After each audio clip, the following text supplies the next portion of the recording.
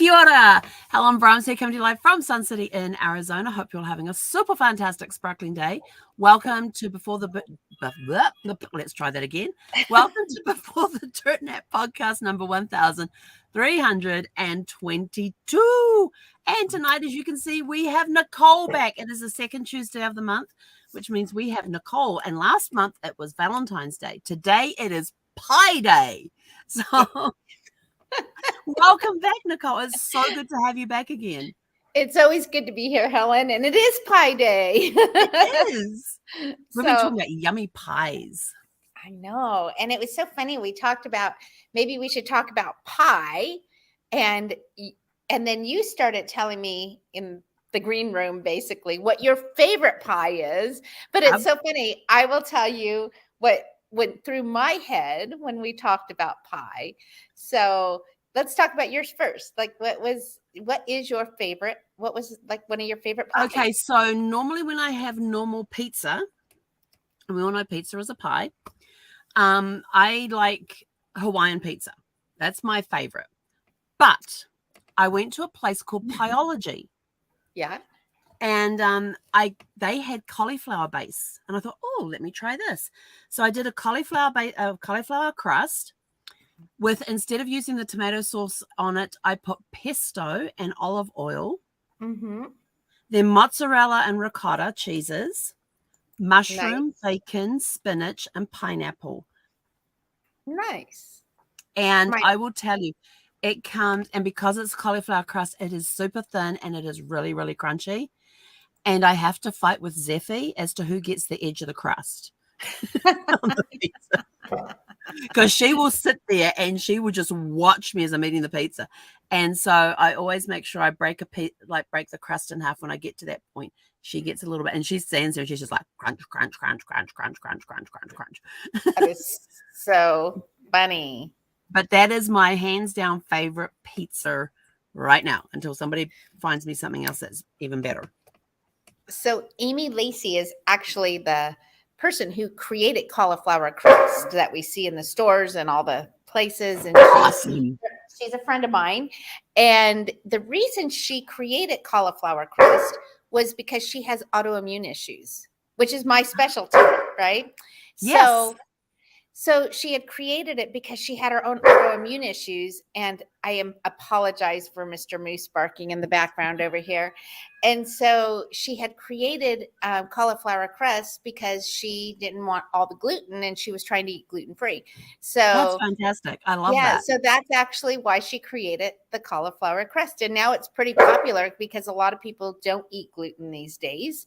And so cauliflower is a great alternative for that. So, but it was funny because when you said, oh, let's talk about pie, I'm wondering if I should put Mr. Crazy Moose outside. No, he's fine. Come here, Moose.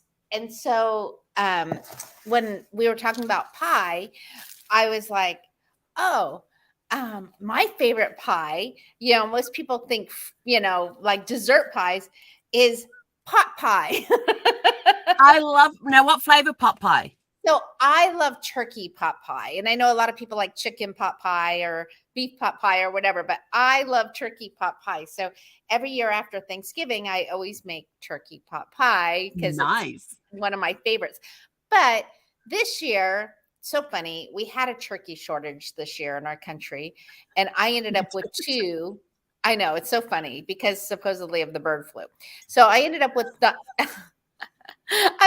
with not one, but two turkeys, which is even funnier. And here's the funniest thing. I wasn't even home for Thanksgiving. I was in Costa Rica. That's right. You guys went to Costa Rica. Yeah. So I cooked one for Christmas, but I love turkey. And I think it's probably, we should eat turkey throughout the year. People love turkey breast sandwiches and, I eat turkey a lot throughout the year. So most people don't cook turkeys throughout the year. Right.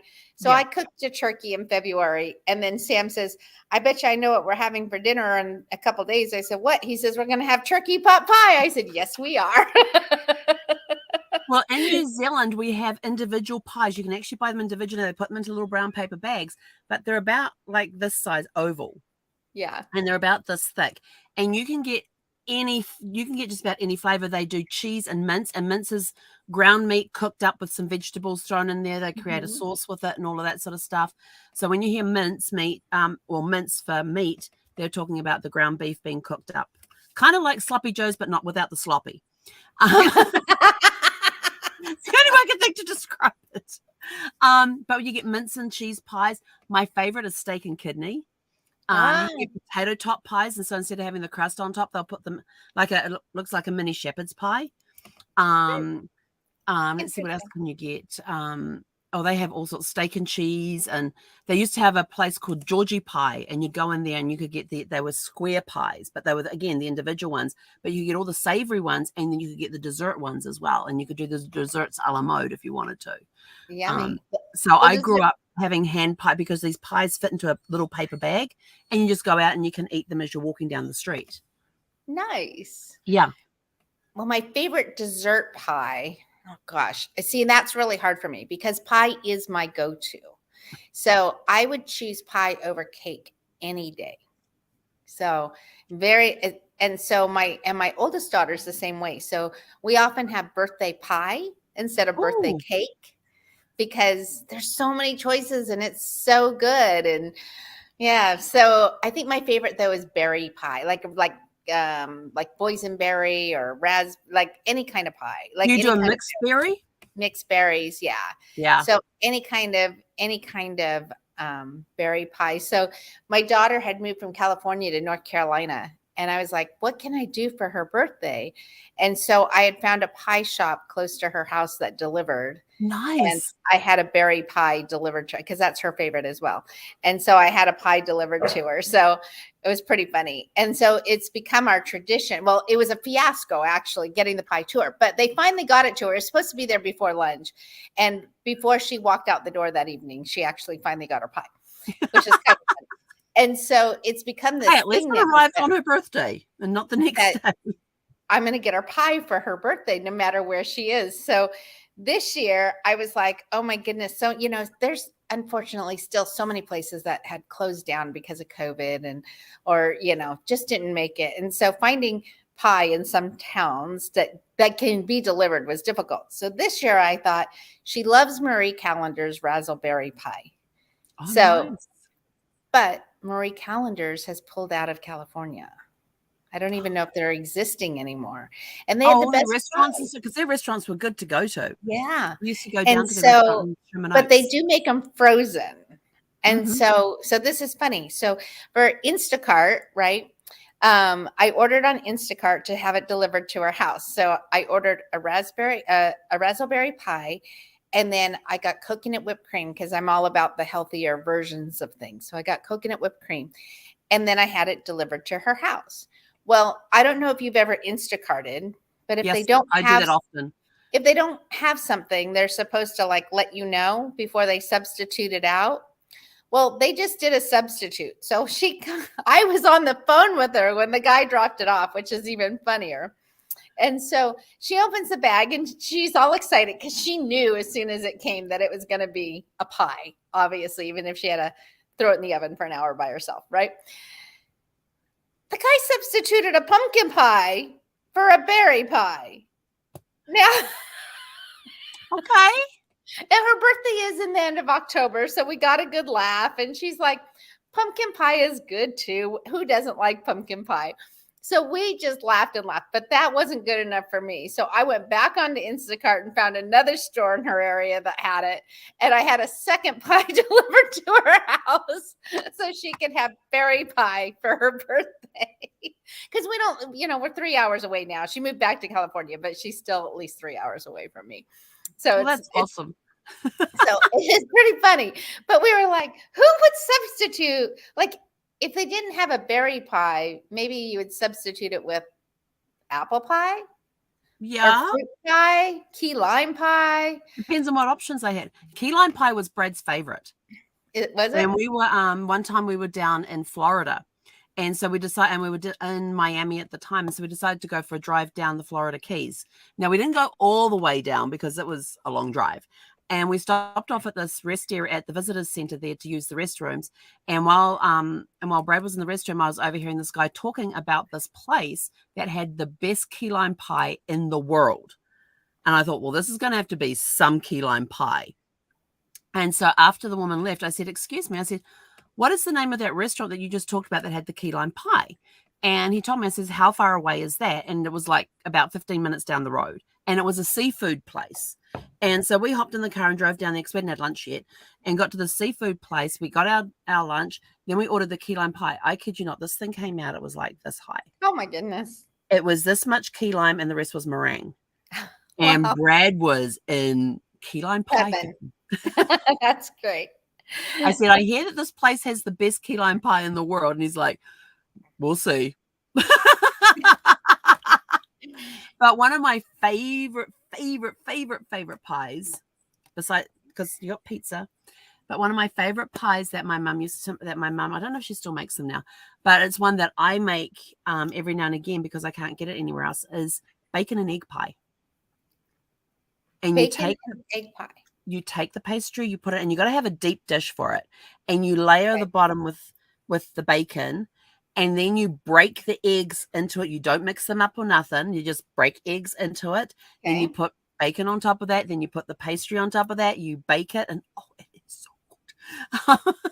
And serve it up with tomato sauce, not ketchup, tomato sauce. Tomato sauce. All righty. I haven't heard of that one. That sounds interesting. Yeah, but it's a good breakfast one. And if you're traveling on the road or something and you're leaving before breakfast, you make it the day before because it's a really good pie that is good when it's hot, but it's even better when it's cold. And so you get in the car the next day and, you're going off on your road trip and stuff and you find somewhere nice to stop for breakfast and have a slice of bacon and egg pie. There you go. That sounds delicious, actually. I love bacon. It's really good. It's super. I mean, the only hard part to make is the pastry if you're not used to making pastry. And so I usually get the pastry sheets. I cheat a little bit on that one. They do have some good pastry sheet stuff out there. But, one of the things that I teach our clients is, we're all about the healthy cooking, right? Mm-hmm. And so, we talk about different alternatives and we talk about different things you can do because there are a lot of people that are super sensitive to gluten. Mm-hmm. And I can't imagine not having pie in my life. So, and I am one of those people that have a sensitivity to gluten, but I've also done my nutritional DNA. So I know what I'm predisposed for. So one of the things that I'm predisposed for is Alzheimer's. And so the scientific part, we know that so people often think that they're their illness or that they're going to get an illness because they have a gene or that their family has, or my parents have heart disease or both my grandmothers had Alzheimer's, so I'm going to have Alzheimer's and they get so wrapped up in that. But what they don't know is you don't inherit a disease. You only inherit the susceptibility for a disease. Yes. And so, we teach people how to keep the gene turned off. Yes. Right? We don't want the gene turned on. And so often we do that with a lot of foods. So for me, I love glutinous things. I like my breads. I like my pies, my pastries, but I've got to go gluten-free on those. I really have to. So I do a lot of gluten-free. And here's the thing. And a lot of, and I think this is, I always say, this is the universe or God kind of laughing at me. Because when I owned the wellness center, we had a cafe and I had somebody who did a lot of our baking in-house and we did gluten-free versions of a lot of things. And I used to be like, a lot of gluten-free people, it is a phase. It was for a few years, it was definitely the phase, but it really is a healthy phase because our bodies don't absorb the gluten like we used to. It's also full of pesticides. Right. So the pesticides aren't good for us. So then when I found out that I have this gene, then now there's certain things that I just don't do because I don't want to trigger that gene on. I'd rather not eat all the gluten than end up with Alzheimer's down the road. Right. So there are some great alternatives. And one of them, so cassava flour, a lot of people know what cassava is. Mm-hmm. And so cassava flour is a great alternative. And cassava flour comes from the yucca root. Yep. And it's It's really yummy, actually. I make tortillas out of cassava flour. There's a lot of things I do with cassava flour. So there are some great pie crust recipes with cassava. Nice. But there's also some pie recipes, because I use both, with tiger nuts. And most people don't know what Tiger nuts? tiger nuts are. Yes. So tiger nuts are actually a tuber. So they're not really a nut. And the flour is exceptional. And one of the things that I love about it is and when it makes a crust for a pie, it's great because you can make those savory pies with it as well as the sweet pies. And so it works really well with both. So if you've never heard of tiger nut flour and you're looking for some alternatives, that is one that I would really suggest, because it really is especially in the pie form. And, you can look up tiger nut, how to make tiger nut crust, pie crust. It's just like making any other pie. It's actually really easy. You guys, making pie crust is easier than what you probably realize. And we're so used to taking the shortcuts, and the puff pastry and the pastries that you buy, the sheets in the store, are easy breezy. And we're such a country of convenience, Yeah. that when you realize that it only really takes like 10, 15 minutes to make a healthy alternative for you if you're a gluten-free person. But the other thing is when I tell people when they're baking, especially when they're baking or making things in the kitchen, is to use fresh ingredients. Because if we buy pies, like I buy my daughter that pie, I don't even want to know how much sugar it is. Thank God I only do that once a year for her. If I live closer, I just bake her a pie. And so using sugars and sweeteners and things in pies, and then people sometimes will lean towards the artificial sweeteners. So one of the things that I have found that's great for baking is actually coconut sugar. I love coconut sugar. It is one of the healthiest options out there for sugars. Now we can use like maple syrup, and we can use, natural honey, but coconut sugar, it looks like sugar, it tastes like sugar. It's from the coconut. The coconut is super healthy for us. And so I always recommend, if you're baking, that is a great alternative, is to use coconut sugars. So because one of my questions for you is for the fruit pies, if you're making a healthy version, how do you get around all the sugar? Because there's so much sugar that's in fruit pie. And so now we've got the coconut sugar. So now you use coconut sugar. And then if you're using vanilla in anything and you have food sensitivities, I always recommend buying alcohol-free vanilla. So there's some good brands out there. Watkins is a very known spice brand. Watkins makes a sugar-free or a alcohol-free.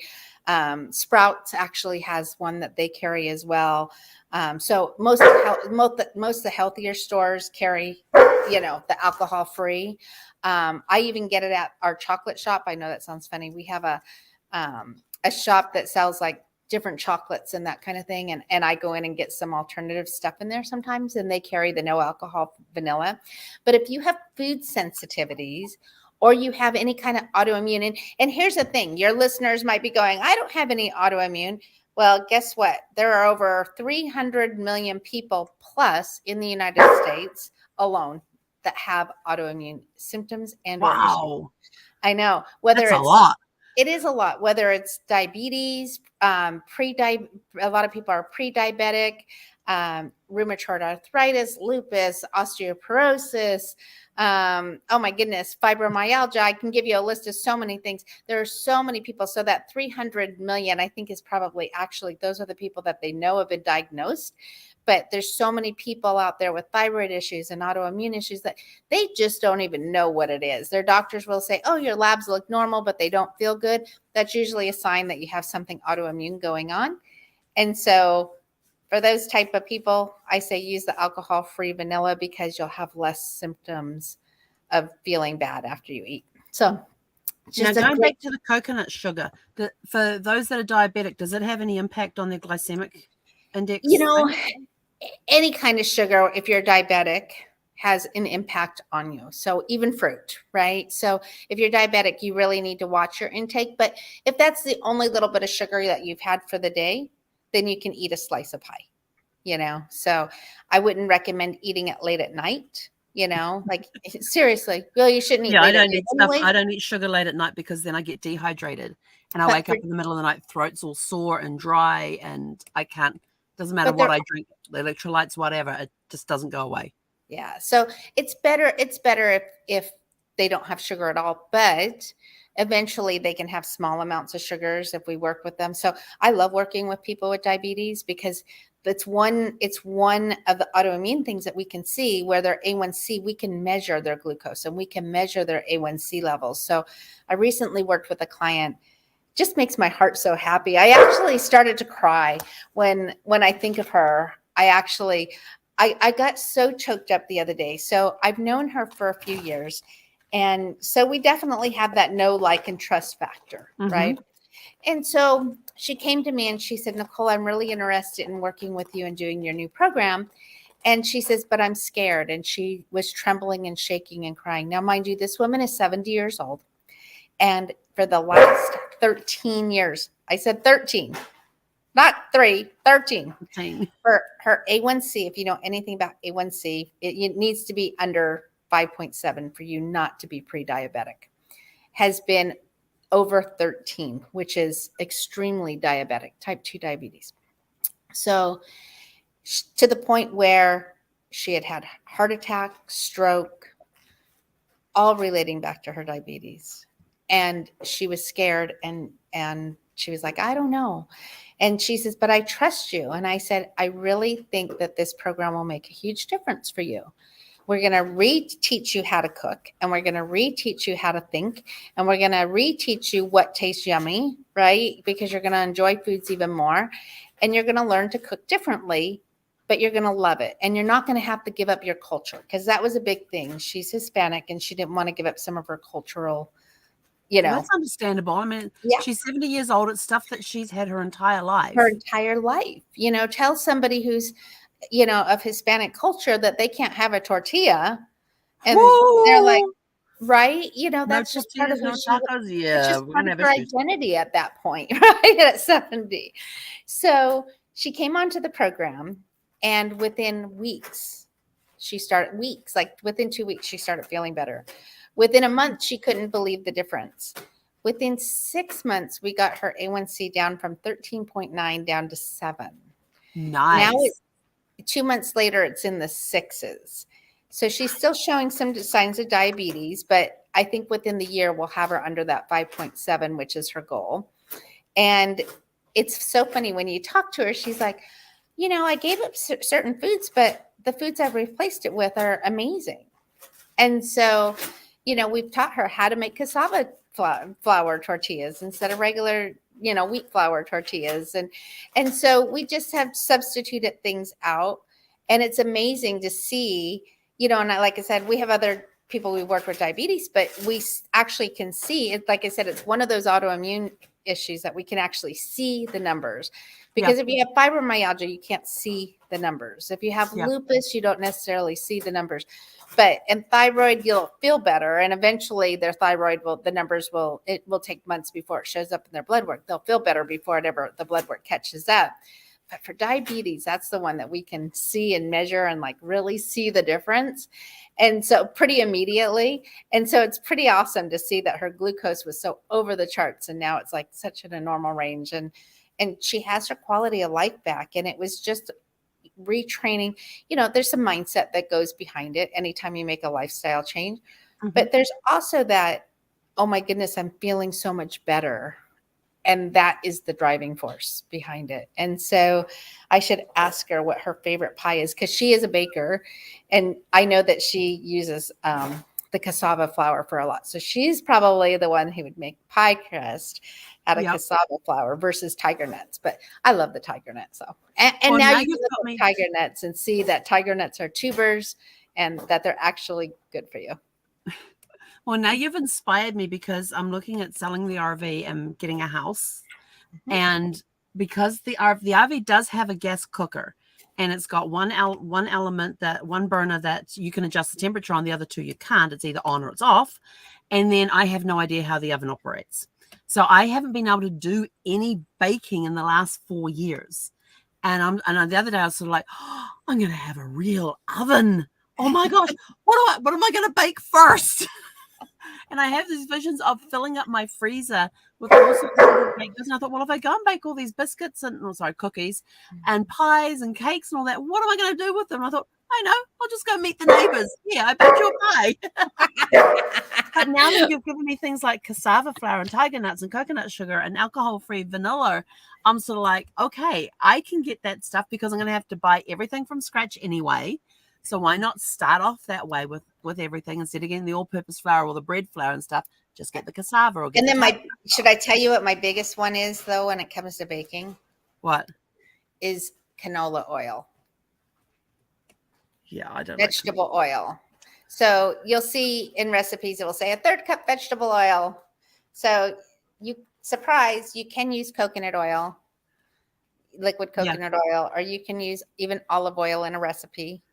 Yeah, I've always substituted those oils out for either coconut or olive. So yeah, canola oil or vegetable oil, it's really awful how they actually even process it. I was telling somebody the other day I don't want to know. It doesn't come into my house. They bleach it. Doesn't come into my RV. Olive oil. They bleach it. They bleach canola oil. And so I'm like, not only does it have all kinds of chemicals that they use as additives in it to get the oil out, but they also bleach it. And bleach is one of the most toxic things. And then I'm thinking, oh, we don't want to eat bleached food. And so please, folks, stay away from canola oil. This will make this health coach so happy if you stay away from. Okay, so what about yeast? Yeast. Well, that's a great one. Because one of my favorite things to do, I have a lot of favorite things when it comes to food. I mean, chocolate's like number one. That's up here at the top of the pyramid. It's got its own special little thing up there. But one of my favorite things to do is to take and I love sourdough bread. So it's to take that and create one of those olive oil dip things. Some people put olive oil and balsamic vinegar in there. I don't. I put olive oil and like garlic and Parmesan cheese and what's the other thing I put in there? Italian seasoning may go in there. I use different seasonings and stuff to go in there. And I just sit there and dip the bread in it's one of my favorite things to do. And so I thought, well, if I'm going to go with cassava flour, maybe I could learn to bake bread, because the first time I did that was not a good, well, the inside was okay. The crust was hard enough that the bread rolls were bouncing across the floor. So you can use yeast. A little bit of yeast is not going to hurt you, as long as you aren't prone to a lot of candida in your body, which is yeast and fungus in your body. Most, I know there's like, so you can use a little bit of yeast when you're baking, and that's fine. Like, just go with, you can use a little bit of yeast. But one of the healthiest breads that you can actually eat, if you're going to eat bread and you're going to eat gluten, is sourdough. So, yeah. My favorite. And so, see, you should learn how to make sourdough bread, and then you can share it with all of us. Well, when I was looking at the cassava flour, that's why I was asking the question about the yeast, because then I can go do my sourdough once I get into my place. And I know you've got to have a plant and you feed it and all that sort of stuff. So that's going to be the interesting thing. But, it just totally went out of my head. So there is something. Oh, I actually have a pizza-based recipe which has yeast in it. And it's it takes 24 hours to make this pizza base, because you've got to make it the day before you cook it or bake it and make the pizza out of it. And it's got yeast in it. So it rises overnight, and then you come out and punch it down the next day, and then you roll it out and make your pizzas from it. And I did that a few times. And I remember when we had the boys coming and staying with us, they absolutely loved that pizza base, and it was a yeast-based pizza base. So there are recipes out there that have yeast in bases for pizzas. I don't know about pies though, but I know for pizza, yeah. But it was a really yummy base. You know those yeast rolls that you get with the butter spread on top, and when you go to that's what that pizza base tastes like. Yeah. Well, there is something called nutritional yeast. Now I'm going to throw you for something like a totally different loop. We always go down a rabbit hole. So nutritional yeast is often referred to as nooch. They call it NOOCH. What? And it's a specific kind of yeast that is really known it's the same type of yeast that's used to bake bread or brew beer, although it's kind of like the inactivated version. So you can't really use it to make bread or beer, but you can use nutritional yeast, especially people that don't eat a lot of cheese, because a lot of people can't eat dairy. Nutritional yeast actually kind of tastes like cheese. So we can make dishes with nutritional yeast. And so there's just so many benefits to having this this yeast in your body, and some of the things that it does for you, and how many of nutrients it actually gives to you.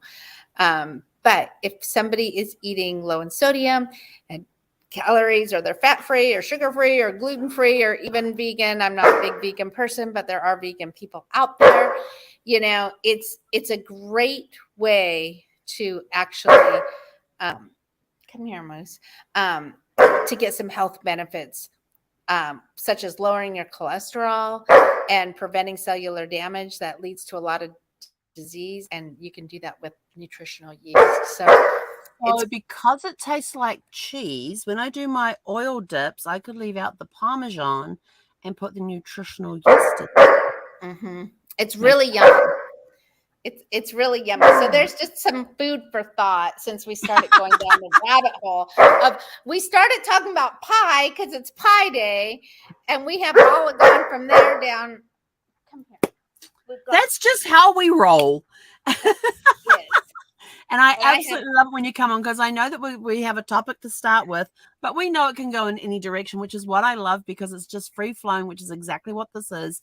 So Nicole, we are at the bottom of the hour. We are. I know it goes by so fast. So fast. So hopefully I taught viewers something about some alternatives. Well, I've got my list going here. And can I tell them about my new kind of project that we're doing? Is this the video one? Yeah. Oh, yeah. I have to talk. Okay. You're talking about good vibes? Yeah. Okay. So Nicole and her business partner, Andrew, do these videos weekly? We're doing 2 a week. 2 a week. And they're all about making things healthy in the kitchen, cooking different recipes and stuff. I have to tell you, I have not laughed so hard while watching a cooking show. Andrew and Nicole together are just dynamite. If you can go and look up, is it Good Vibes? It's called the Good Vibes Cooking Show, and it's on YouTube. So Good Vibes Cooking Show on YouTube. You guys have to go watch it. It is incredible. I learned about bone broth the other day. I did not know that bone broth had collagen in it. And that was my biggest takeaway. I'm like, oh my gosh, it's got collagen in it. I love bone broth, and I didn't realize I was drinking all this collagen at the same time and all the other benefits from it. But I have to say, Andrew needs to needs to release some CDs or something. So we have fun. We called it Good Vibes because we want people to. It's interesting. People have asked, well, why did you your company is Cellular Health and Wellness, but why is your cooking show Good Vibes Cooking Show? And it is because we truly believe that we need to have good vibes in our life, and food has its own vibration, and celebrating and eating food and eating with one another, and even eating for yourself is such love. If when you do it with like amazing food and things that are super healthy for you. And then laughter is a big part of our life. And so Andrew and I laugh a lot. And so when people are around us together, we're pretty contagious of like just our energies together. We really play off of each other very well. And so laughter is a big thing about healing. And when we're talking about healing your gut or healing your body or healing yourself, laughter is that big component of feeling good. So we were sitting here going, do we name it Cellular Health and Wellness Cooking, or do we say Healing Cooking? And Good vibe one. It's got it's like just too much. And so if it was Cellular Health, I wouldn't have watched it. Right. Exactly. Like, who wants to watch Cellular Health Cooking? No. We're all about the cellular. If you watch to the very end, they put bloopers on the end. We do. So we put all the bloopers on there. So we want you to laugh and feel good and really know that, you know what, even when you make mistakes in the kitchen, you just laugh about it and have fun. And so, and it started out where we do cooking demos for our clients and they were like, we want more. And so we decided to open this up to the public. But one day we were actually making a gluten-free banana bread and I was in the background. So Andrew is actually the one making this banana bread.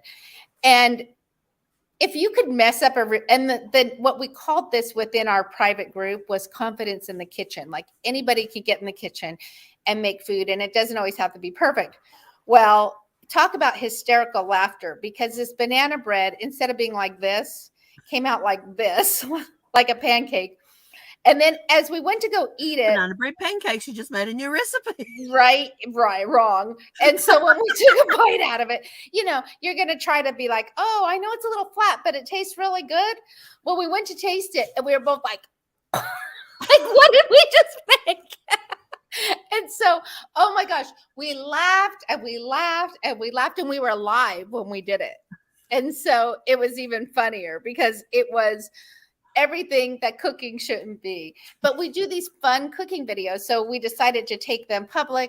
We want everybody to have healthy cooking tips. We want them to have fun in the kitchen.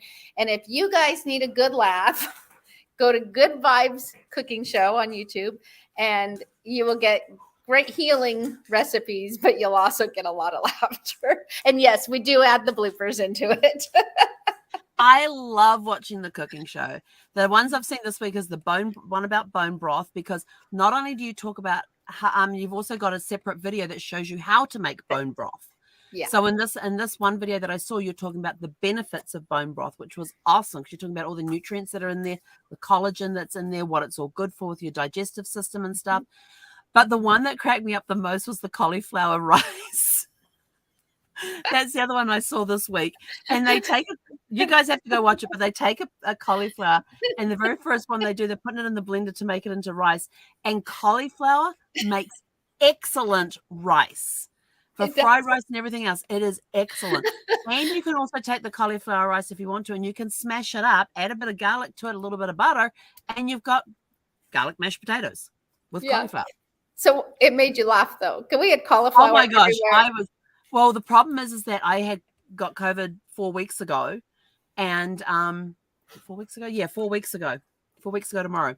And one of the things that has stayed around since I've tested negative and everything else, but the one thing that stayed around for the last 3 weeks is I have a problem with coughing, and I already have a condition that when I cough, when I start laughing, I forget to breathe, and then I start having these massive coughing fits.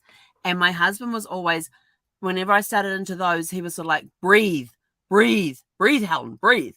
And the weird thing is that when and right now with the after effects of COVID, it does not take much laughing to get me coughing. And I sat here the other day and had a 20-minute coughing fit, and all I could hear inside my head was, breathe, Helen, breathe. And I'm like, and it sounded exactly like my husband. So I know that he was there and he was yelling at me to breathe. And my poor dog's sitting there like with her ears like down, her whole face, like sad puppy dog looked like, what? You know, like, what do I do? And were you coughing because Andrew was singing about something on one of our videos? Bone broth. Bone broth. Andrew's song about bone broth was hilarious. And I don't know what video he put it on, but all of a sudden at the end of one of the videos, you hear me say, yeah, my butt's not too bad. And I said, look, it's not too bad for being almost 60. And he put that on the back. And so you never know what's going to happen in these videos. So they really are about cooking and healing and lots of silly laughter. So yes, I absolutely love your Good Vibes Cooking Show. It is awesome. And I highly, highly, highly recommend that people go and watch it. Go to Good Vibes Cooking Show on YouTube. It is a phenomenal show. Not only do you learn, but you learn with laughter, which is even better. Because if you're laughing while you're learning, you retain it. And you're like, oh, let me go try that. Bone broth, really? Okay, let me go have some of that. And bone broth is really good and it tastes really yummy. And all that. And I will tell you, cauliflower as rice, cauliflower as mashed potatoes, cauliflower as pizza base. Yum. It is a great, great alternative. So it is. And we're filming tomorrow. So we'll have 4 more coming out and 4 more educational videos. So that's what people will see. They'll see cooking, and then they'll see the educational things about their kitchen. And there's actually a link in there that they can click and learn more about having toxic-free kitchens as well. So if you're watching the show, if you look in the comments, you'll see how to have a toxin-free kitchen. Click here, click on that, and we'll send you a free PDF. Nice. Awesome. Yeah. Okay. Well, all right. That's it for now. It's really goodbye. Well, we're sitting at almost at 40 minutes. So thank you, everybody, for tuning in and watching. If you're watching this on the replay, if you're watching us live, thank you for tuning in and watching. Nicole, thank you so much for being here with us. I know in the description down below, there is a place that they can reach out to you. Somewhere in there. Oh yeah, to get a free copy of the Functional Bloodwork Guide to Healing. Yeah. There's a website there for them to go to. It's in the description down below. We will look forward to seeing you in April. And I don't even know what date that one is in April. So in April, we'll be looking at the 11th. Wonder if there's anything special around that day. We'll have to check out. Easter will be over. Yeah, because it's the weekend. It's the Tuesday after Easter. It's springtime, and so many good things happen in the spring. And spring will be sprung, and so I'm sure we are going to come up with something fabulous for April. And it will be something about spring and sprung, and some kind of song that Helen is singing over there, probably from New Zealand. Spring has sprung, the grass is riz, I wonder where the summer is. But we will come up with something healing and fun and all about health in April. Awesome. I can't wait to see it. So again, Nicole, thank you so much to everybody tuning in. We'll be back tomorrow evening at 6 p.m. Pacific time. Have a super fantastic sparkling evening, and we'll see you then. Hey, konara. Bye, everybody.